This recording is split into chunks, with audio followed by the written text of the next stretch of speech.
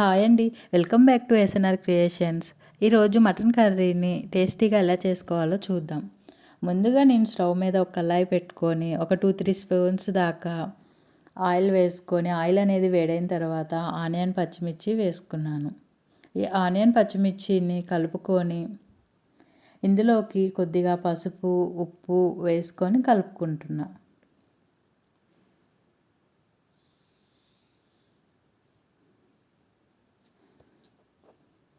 ఈ ఆయిల్లో పచ్చిమిర్చి ఆనియన్ అనేది ఫ్రై అయ్యేలోపు ముందుగా నేను 1 కేజీ వరకు మటన్ తీసుకున్నానండి. దీన్ని చిన్న ముక్కలుగా కట్ చేసుకొని శుభ్రం చేసి పక్కన పెట్టుకున్నాను.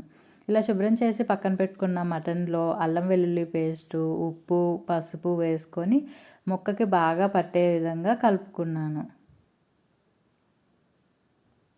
ఇలా కలుపుకొని పక్కన పెట్టుకొని ఈ ఆనియన్స్ అనేది ఫ్రై అయిన తర్వాత పక్కన పెట్టుకున్న మటన్ ముక్కల్ని వేసుకోవాలి.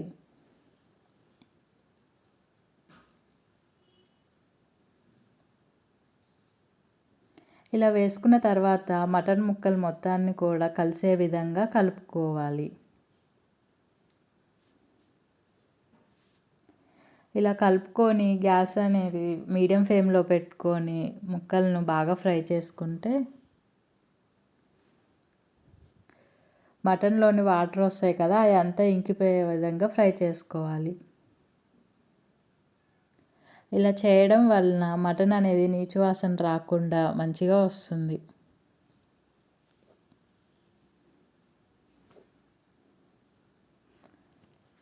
ఇలా మటన్లోని వాటర్ మొత్తం ఇంకిపోయిన తర్వాత మనం కారం అనేది యాడ్ చేసుకోవాలి. నేను 1 కేజీ మటన్కి 3-4 స్పూన్స్ వరకు కారం అనేది వేసుకున్నాను. ఈ కారాన్ని బాగా కలుపుకొని వీటిని కూడా ఒక 5 మినిట్స్ వరకు ఫ్రై చేసుకోవాలి. ఇలా ఫ్రై చేసుకున్న తర్వాత ఇప్పుడు ఉప్పు, కారం అనేది సరిపోయిందో లేదో చూసుకొని సరిపోకపోతే మళ్ళీ కొద్దిగా యాడ్ చేసుకొని కలుపుకోవాలి.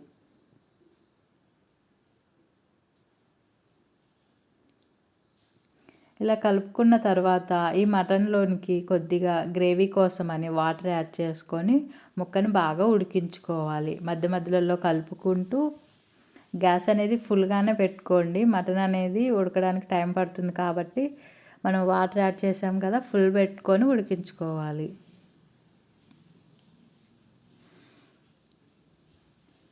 ఇలా ఉడుకుతున్న టైంలోనే మనం కొద్దిగా ధనియాల పొడి అంటారు కదా, మసాలా అనేది యాడ్ చేసుకొని కలుపుకొని మళ్ళీ మూత పెట్టేసుకోవాలి.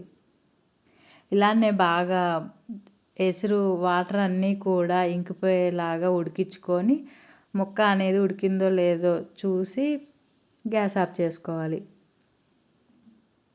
అంతే ఫ్రెండ్స్, టేస్టీగా ఉండే మటన్ కర్రీ అనేది గ్రేవీగా జ్యూసీగా తయారైంది.